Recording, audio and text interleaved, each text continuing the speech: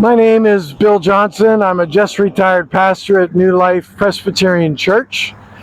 And for our 200th anniversary, which is during the year 2023, a couple weekends ago, we had a cemetery walk in this cemetery connected to what was once Raccoon Associate Reformed Church, then became in 1858 Raccoon United Presbyterian Church. And then after a number of rather sudden changes, became New Life Presbyterian in the PCA denomination. So we're filming this walk now, and a couple things I want to mention. We're going to be learning about some of the history of the church by looking at the cemetery and some of the people who were buried here.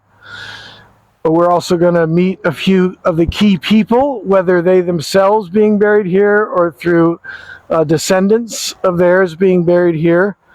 We're also going to learn to respect this cemetery as a part of our New Life congregation's heritage and raise awareness of how we may be able to better care for this space and these headstones. From time to time, we'll see that some of the headstones have been broken off, have fallen over, and there are spaces, crevices where land has settled in, and for the safety of those cutting the grass, and in a sense for respect for those buried there, we're going to try to fill in some of those spaces. But in any event, we want to respect this space without being preoccupied with the remains of deceased people. So I hope nobody's offended that sometimes we'll be walking over graves, walking over the space where people have been buried. But to see the headstones, to film it, that will be necessary from time to time.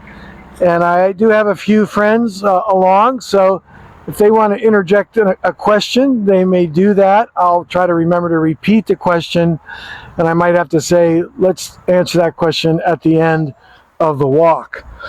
So I'm asking Marissa, our camera person, to pan for you from number 20, and you'll notice that number 20 is in the middle of a long line of headstones in a row, in a line. And then as soon as you pan to the right of those headstones, heading towards the west end of our cemetery, there's more open space. And all the way over to number 1, which we will begin our official headstone tour in a few moments, all this space was the west end of the land that was given to the young congregation before they had a pastor, probably. And it was in this space from 20 to 1 that the first church building was built. We have no pictures of that building. We only have older histories saying it was at the west end of their property, which is basically the original property given to the church by somebody that will find his headstone and his wife's in the cemetery. We know it was at this west end. And when some of the people were interred at this far end towards number 1, they found some original foundation stones or beams from that original church. So it's pretty intriguing. It was a simple frame building, and that's how the congregation got started. Sometime when they got the land in 1837, near the end of 1837, early 1838, that building was erected. But the congregation officially dates to 1823 and was forming by meetings in homes from about 1810 to 1823. So we're going we're going to head on down to number 1. Okay, our first stop is at the headstone for George and Elizabeth Hall, his wife.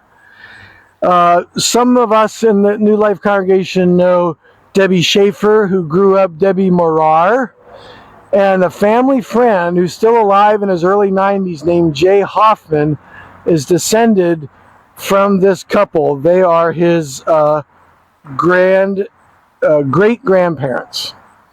And he has told me some stories about the land, and it is another ancestor of his that gave the property to the congregation. and we'll find his headstone about halfway through. So a first lesson from these headstones that we're going to notice is a lot of the names are Scots-Irish or Scottish or English or Welsh or Irish. And basically a lot of the founders and most of the people from the first 100, 130, 140 years were basically from those national groups, a very Anglo, white kind of congregation for most of its history. So we will see names like Hall, which is the sixth most frequent name, Todd, Shannon, Nevin, Johnston with a T. I don't know why people have to put that letter in to the name Johnson, but they do. Cooper, and then what I call the mix, McConnell, McCormick, McCoy. We still have McCoys in the congregation. McCune, McElhaney, McKee, McKibben, McKnight, McLean, Bruce, Buchanan, Burleson, and Spalding. All those come from one of those national groups from Great Britain. So we're going to head on down or go behind for number 2. So we have Hall in the back. We left them. The next row that our camera can pan to is the Shannons, and now we have Todds and McKibbins. This couple, John and Mary B. Todd, happen to be the great-great-grandparents of a neighbor of Jim and Dory McIlvaine. And he has lots of genealogical information about the Todds. And the Todd family has the most headstones in this whole cemetery. So it's really interesting to have access through him to many of these ancestors that were also members of our church. And now we're going to go down to the headstone burial of the first veteran of a war that we will find. So as we zoom in on this headstone, can one of my faithful audience tell us what war did this gentleman fight in? Mexican War. Yes. As far as we know, he's the only person buried here who served in the Mexican War, which was from about 1846 to 1848. He was born in 1829, so when he was 19 or 20, he was fighting in that war. Very young, as they often were. And as I mentioned, there are lots of Shannons buried in this cemetery. It's the third most frequent family name in our cemetery. So here we have a mother and daughter buried side by side. Mother is Eliza McCoy, an ancestor of our Bill McCoy in the congregation and his cousins, Marge Geisel and Edie Hughes. And you can see an inscription of an expression down at the bottom, in hope of a blessed immortality. That's a reference to 1 Corinthians 15, 53 to 54. And then we come across to the daughter, and at the bottom of Ellie McCoy's name and life dates, we have asleep in Jesus from 1 Corinthians 15, 18. And I find many times the inscriptions fit into the triad of faith, hope, and love. If somebody is claiming that their deceased loved one is asleep in Jesus, then they believe that she had faith. And she was born about 1856, died in 1880, so she was already 24 years old enough to make a profession of faith. And Eliza, the inscription for her represents hope, and then periodically we'll see ones that represent love, how much they miss their departed loved one and how much they're counting on the love and resurrection of Jesus Christ. So though a lot of headstones don't have Bible allusions or expressions of Christian faith, enough do that we're reminded these folks believed in Christ.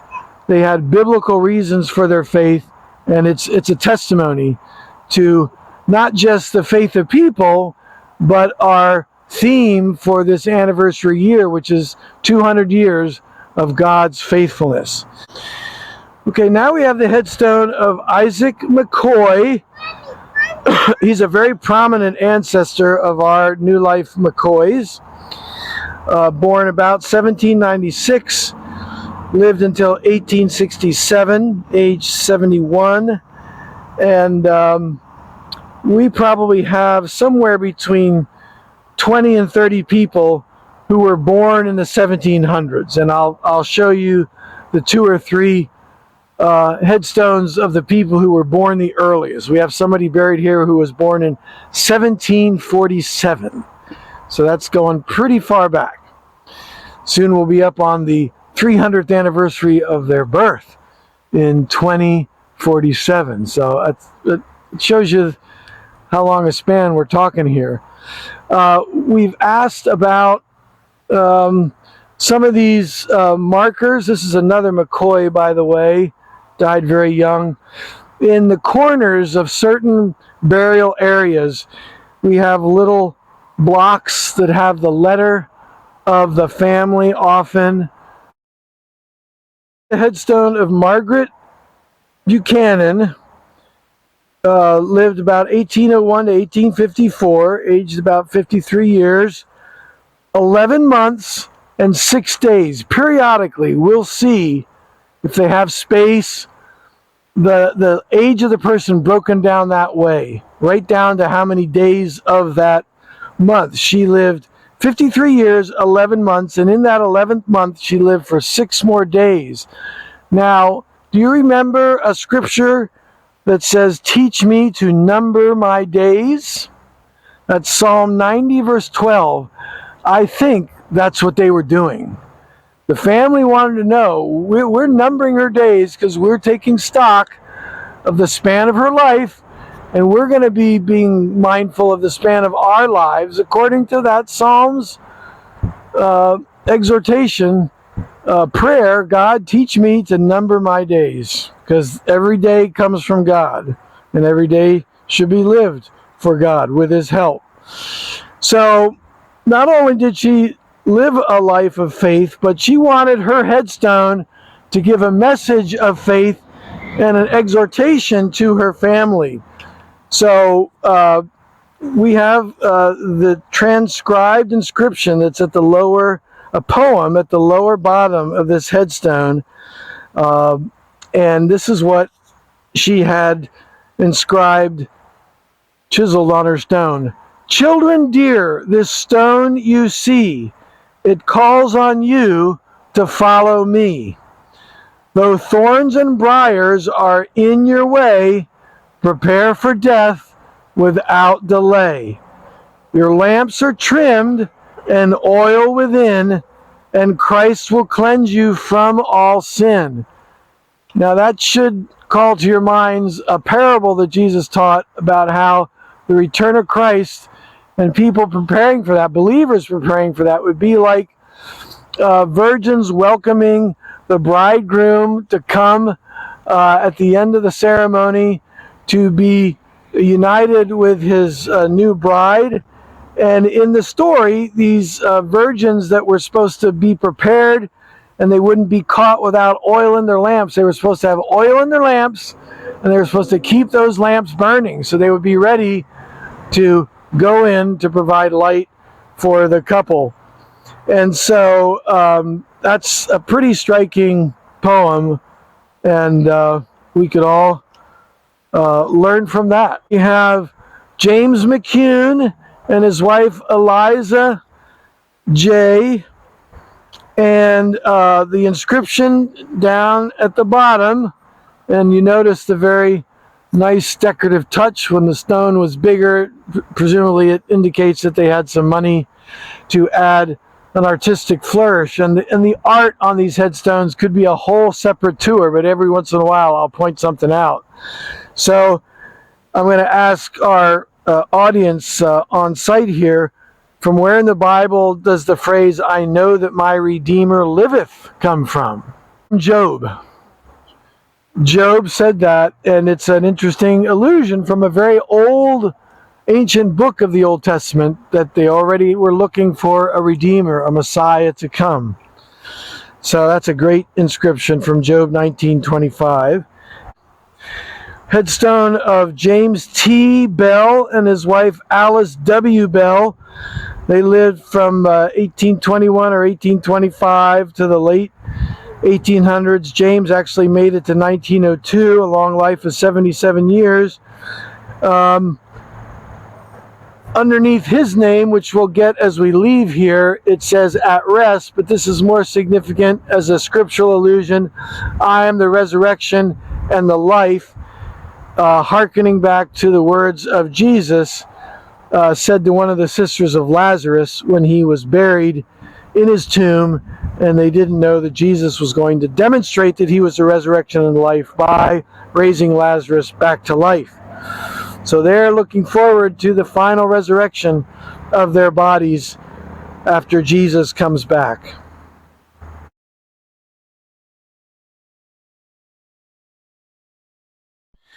Okay, we have another war veteran, William Smith. A little history lesson for us in Western Pennsylvania. When I say the War of 1812, he fought in that. He's our only confirmed veteran from the War of 1812. He was born in 1790, so in 1812 he was 22. Well, he, through genealogical research, is documented to have been mustered or released from service just before, in early April 1813, and just less than a month later, the fort called Fort Meigs in Ohio, up close to Lake Erie in Ohio, that fort was placed under siege by the British. That was the only battle on land in Ohio during the War of 1812, because most of the battles were down near Baltimore to cause trouble to Fort McHenry, so that Francis Scott Key despaired of what would happen if the fort fell, and he saw the flag still standing and flying, and so he wrote the poem that became our national anthem. But on Lake Erie, there was one or two naval battles, and at the fort where he served and just got discharged from before the British killed some people there, some Americans, he was attached to that same fort, the only 1812 battle in Ohio. So that's it for William Smith. We're in front of and looking down at one of two headstones that testify to burials of someone in 1980. That's the last year there were any burials in the cemetery. At the end of our tour, we'll see the other one. We have the headstone of Daniel Bruce, born June 1826, and after we pan over, we will see a marker that attributes at least one of these people to being a veteran of the Revolutionary War. This also shows American soldier of the Revolution, 1775. The problem is somebody born in 1826 could not have fought in the war from the later 1770s, and this is a woman. So my best guess is that Daniel Bruce's father, or more likely grandfather, was the vet, but because they couldn't find his burial, the Veterans Association that plants these flags and attributes the war they came from gave them a break, and they're saying this is the closest we can get to this ancestor. But we do have one confirmed American Revolutionary War vet, which we will see shortly. So this is the burial place of George Somerville, 1837 to 1895. He was a Civil War vet. Far and away the war that had the most participation of people that either died in the war or more often survived it was the Civil War. We have more Civil War vets than any other war. So here we have the burial place of William Davis. Died in 1914 at the age of 1 year, 2 months, and 16 days. And several of our audience has noticed with previous stones they saw a recumbent child. There's at least 2 symbols of children who died, a recumbent child like this, or a little lamb, as in Jesus tends for all his children, including the little young lambs that die before they can reach maturity. There's no sign of parents. There's only one other person with the last name of Davis, but the inscription, which may or may not be visible, is "Suffer the little children to come unto me," words of Jesus recorded in 3 of the Gospels, including Mark 10, verse 14. We see, as we go through this, much evidence of infant and child mortality. Just very difficult, deaths at young ages. James and Rebecca Bernison lived from 1819 or 1824 to about 1900. And the interesting inscription here is "Light is shown for the righteous and gladness for the upright in heart." Citation, a quote from Psalm 97. Even when we read the King James, it has "light is sown," S-O-W-N. So maybe thinking about light, they just thought it should be shown, as in shined.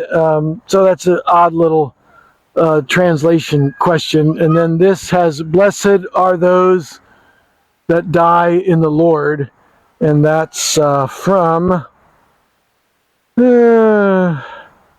Revelation 14, verse 13.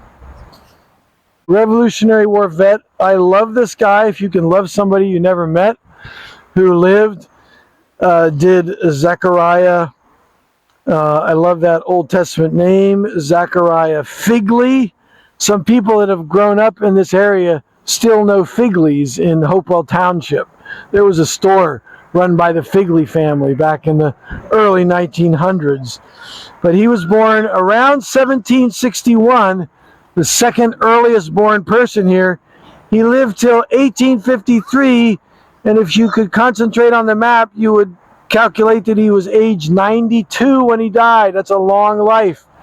And he is another relative of this J. Hoffman fellow, who was a family friend of Debbie Schaefer growing up. This is the headstone of Margaret Bernison. She's a daughter of Rebecca Bernison that we saw down the way a little bit. And there's a inscription. If we zero in, we'll see from the 23rd Psalm. I didn't write it down. "Though I walk through the valley of the shadow of death, I will fear no evil." Pretty young, age 20 years and 2 months. You can tell each of these on the left and on the right, which has a decorative tree. One of those is one of the oldest. I'm not sure if it's the left or the right. It's hard to read the names, but Mary Ann Bernison, again, that family name, was born around 1795, died 1837. That's the year when the property was given to the church. Hang on to that, because I don't have the month she was buried, but she might have died before they got the property. So we're going to ask the question with a couple other even earlier deaths: how might these people have been buried before the church owned this property? So we're going to return to that question. James V. McCormick and his wife Jane Uh, they didn't live a real long time. He was 1806 to 1850, but in 1837, at the age of 31, they gave their property to the congregation so that they could have a cemetery and build that church down at the West End. And eventually they got a second bit of land added to the East End, where their next church was built in 1867. But I find it remarkable that he was only 31 years old when he was willing to give up a couple acres of, though we've noticed it couldn't have been the easiest land to farm. It was still land that they would have tried to get some crops into. No small thing for him to give away land. He was probably a member of the congregation, or certainly a very good friend. So they were a special couple. To me, though there's no verse on their stones, they could have had put there, lay not for yourselves, lay not up treasures on earth, but lay up treasures in heaven, because they were donating their land. There is a verse. Well, what do you know? It's from Hebrews 4, verse 10. We'll ask our watchers to look up that verse because Pastor Jared preached it not too long ago.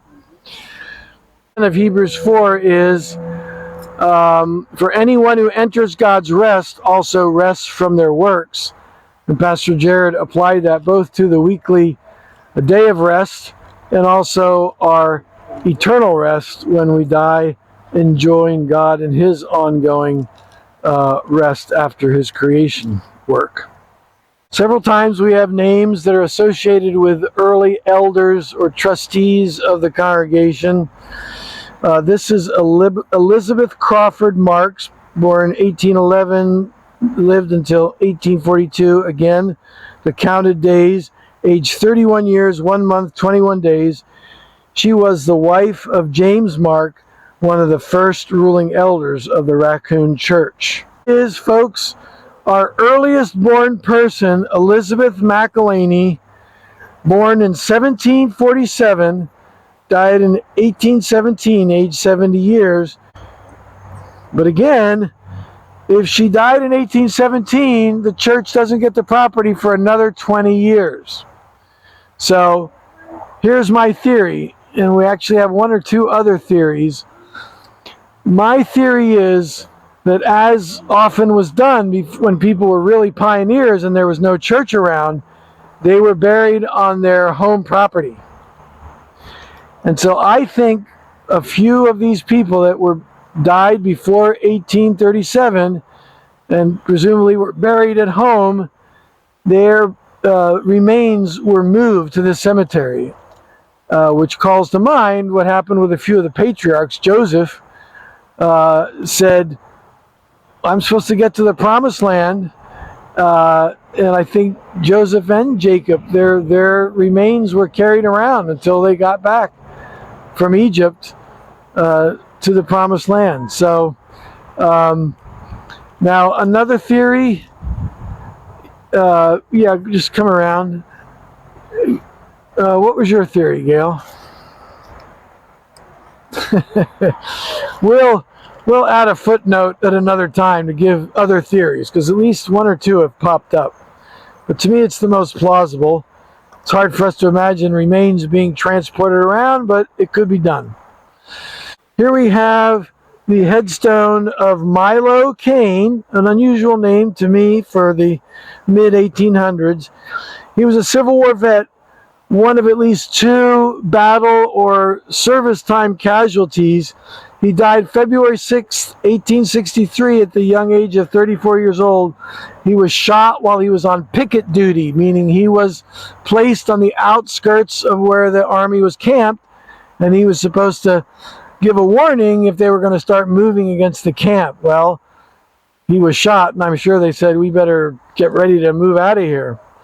I'm not sure where, but notice that spelling, C-A-I-N. This is the headstone of Mary Cain. She was the wife of George Cain. Coming in on the spelling of the last name, instead of the more frequent, at least in this cemetery, C-A-I-N, it's K-A-I-N. As far as I know, it's the only headstone with that spelling of Cain, but it was an alternative. They weren't as fussy about how they spelled things, and so you get multiple spellings for their own names.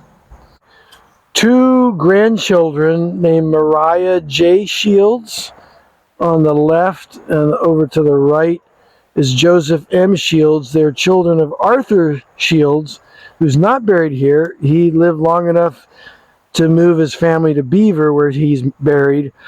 But Arthur was the son of Peter Shields. We don't know where Peter is buried, these two grandchildren of Peter Shields. But Peter was one of the early leaders. I think the deed for the property, the first grant of land from James McCormick, Peter Shields was one of the two trustees who's named in that deed, and we have a copy of it.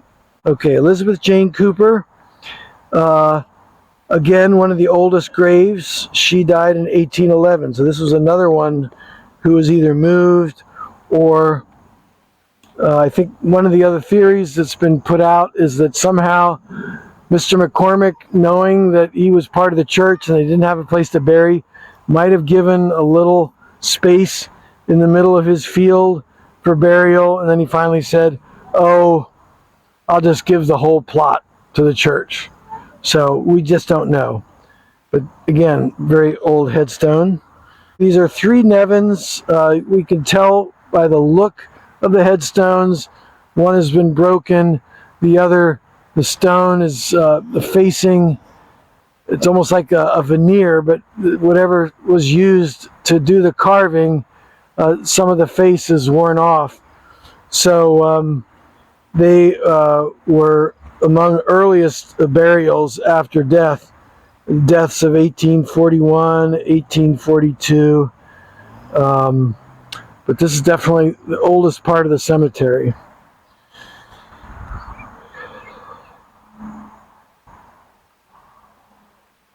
We have two headstones for Nevins: Sarah B., daughter of Robert Nevin, and John, son of Robert Nevin. These may have been children of an older brother of the ruling elder Robert Nevin. It's hard to trace these folks out, but I've done some Nevin searching because there was a famous Reformed theologian from central Pennsylvania whose last name is Nevin, and Pastor Jared Nelson and I have wondered if any of these native Nevins in our cemetery were related to that Nevin. I'd like to believe it, but I haven't been able to prove it yet. Another Civil War vet, another war casualty, John Dowds, D-O-U-D-S. I'm told there's still Dowds in Beaver County. He was a member, and you have his company, his Pennsylvania regiment. He was killed at the Battle of Spotsylvania Courthouse on May 12th, 1864. In his, I think, 24th year. That was for any Civil War buffs in our congregation that might be watching this, the Battle of Spotsylvania is where the highest ranking Union general was killed, General Sedgwick. And he died just a couple days before Mr. Dowd. So we can only half imagine what it was like for the families to slowly get the news, because news didn't travel very fast back then, that their loved one had been mortally wounded in battles. So now we're panning in on a Nevin headstone. It's the most prominent Nevin headstone, I think. This is the father of a man I'm going to talk about in a moment. George Nevin died September 1896 in his 50th year, 1856. It looks like a 9, but it's a 5. You have to trust me. In his 50th year, and his wife, who was born in 1817, lived into the early 1900s. So This is an important name to hang on to, George Nevin. George Nevin, whose headstone we just looked at, his oldest son was named Joseph Cook Nevin, and he lived from 1835 to 1913. He became a missionary to China with his wife, and they had at least 4 or 5 children born. Their oldest was a daughter, Mary Harriet, born in 1862. This is her headstone because born in 1862, she died in 1875 here in Western Pennsylvania, apparently. They must have been on a furlough because we know that they served in China until the later 1870s or early 1880s. So they come back to the States, and during the furlough, or maybe she stayed in the States like her younger sister, whose obituary I found, for education often, as still is done for missionary children whose parents are serving in very remote areas. They have to do schooling elsewhere. So in any event, while in the States at the young age of 13, Mary Harriet dies, probably of some kind of illness. Well, we can imagine how heartbroken the family was, but they went back to serve longer in China. Then when the parents left the China mission field in the 1880s, they were still so committed to reaching Chinese people with the gospel that they settled not in Western Pennsylvania where their daughter was buried and where the Nevin family was very numerous. They settled in Los Angeles, California, and ministered to Chinese American immigrants in Los Angeles. And our theory is that on ocean liner trips, leaving China, coming back to the States, they would have gone across the Pacific to California and then on to Pennsylvania. But while recovering from an ocean crossing that would have been arduous in those days, they would have learned that Chinese American immigrants were starting to settle in Los Angeles, and when they wanted to continue serving such people with the gospel, they moved to Los Angeles. And I have obituaries for the mom and for the younger daughter of Mary Harriet. So very wonderful testimony to the missionary heritage of the Raccoon, now New Life congregation. So this is a family that suffered the ravages of shorter lives. Father, Casper J. Bruce, only lived from 1854 to 40 years or so. And then 3 of his children, an unnamed son is on the far left, and a second unnamed son, and then the taller headstone was a son who died at 11 months, but his name is legible, something like Bressie, Bressie. But they lived 4 months, 4 years, 5 months, and 11 months. And then the father dies at 40 years old, which, you know, by the late 1800s, people were living longer than that. So our last stop is at the headstone of Bertha Temple, buried here with some siblings in 1980. And until this very walk, I thought she and the other woman we saw back in the early part of the cemetery were the most recent burials. But just on this tour, one of my audience found a headstone with the date 1981. So that is the most recent now. That might have eluded Jake Simmons. I have to give public thanks to Jacob Simmons, eldest son of Mike and Tammy Simmons, for a senior high school service project. He took pictures of every single one of these headstones. He cataloged them by order that he arbitrarily set up from this front part closest to the church, number 1, all the way to the back, number 257. So there's 257 headstones with over 300 names of people buried here. And we have some headstones we may have not filmed, but they are leaning against a tree or the side of the cemetery in a couple places. Sadly, over time they've been separated from the burial plots. But we had lost the records of the cemetery. There's a legend that somebody took them home for safekeeping, like a trustee or a deacon, and then his house burned down. A church secretary in the 1970s was telling that story from earlier. So when it came time to Jake Simmons doing his class project, there were no records for the cemetery, and he thought it would be a service to the congregation to produce such a record. And all my research, the basis, the foundation for all that I've been talking about is thanks to Jake Simmons' work. So I can't wait to thank him personally, but life is busy, so we haven't caught up to each other.